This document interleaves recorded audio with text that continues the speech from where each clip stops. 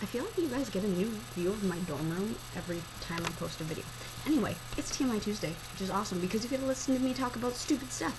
Yay! Anyway, you also get to listen to everyone else talk about it too. I'm trying to figure out where to put my head so that there's not a weird glare. Okay, so the first question is, what are you most afraid of in life? I'm terrified of people leaving me, or of losing people, and I don't necessarily mean just anyone. I mean, like, there are certain people who I could lose and I could deal with it. I hate saying that, but I mean, it's not like I'm gonna completely get distraught over it, but then there are other people where if they're out of my life, I feel like my world would be, like, collapsed. Like, I don't know how I would put my world back together if they left. And I'm terrified of losing them. I'm also afraid of eternity just because whenever I think about it, I get really tired, and it freaks me out because there's so much of it, and it's forever. But that's kind of Dan's thing too. Dan doesn't like eternity, so I'm gonna assume he'll talk about that and stop talking. Do I have a fetish or a weird attraction? I really like musical talent. If a boy or a girl, like, can sing or play an instrument or both or whatever, head over heels. It's obnoxious. Like, the person could have a hunchback and 7 eyes and 12 arms sticking out from random locations and a nose located right here. And I would still be like, hey, yeah, he's really hot. I mean, hot. I don't actually find people hot, but whatever. Some of my favorite quotes.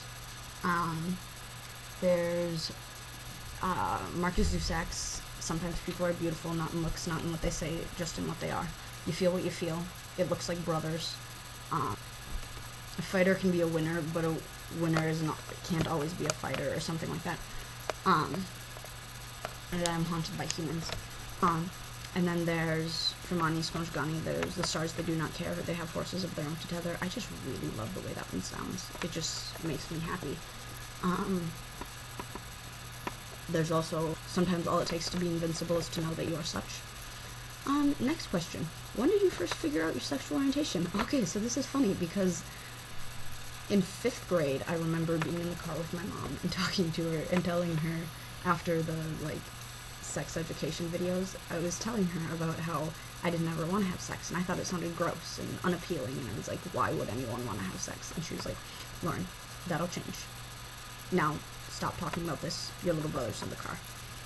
And I didn't understand why I shouldn't talk about it, because it didn't seem like it was that explicit or inappropriate to me, and it didn't make me uncomfortable, so why should it make anyone else uncomfortable? So, she just, basically told me to wait, and it would happen. So I waited for, like, 9 more years. And then I was 18, and I was like, I still haven't felt sexual attraction or a sex drive, and I still think sex is repulsive, and I don't have any interest in it.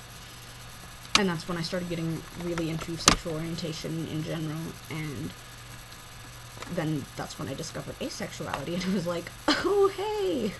This explains everything, because I should have developed a sex drive, like, 4 years ago.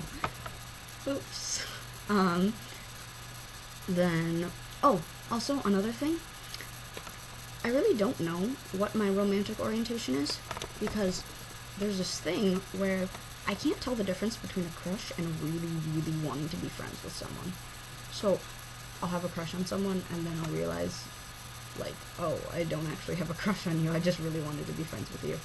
And now we're friends, and that feeling's gone, so this is awkward, because I just want to be friends. But this happens, like, all the time, like, once a week.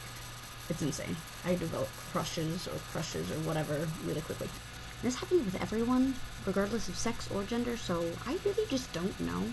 My favorite food is chicken, because I like the texture, I like the taste. It's kind of tangy, it tastes good with ketchup. Everything that tastes good with ketchup is delicious.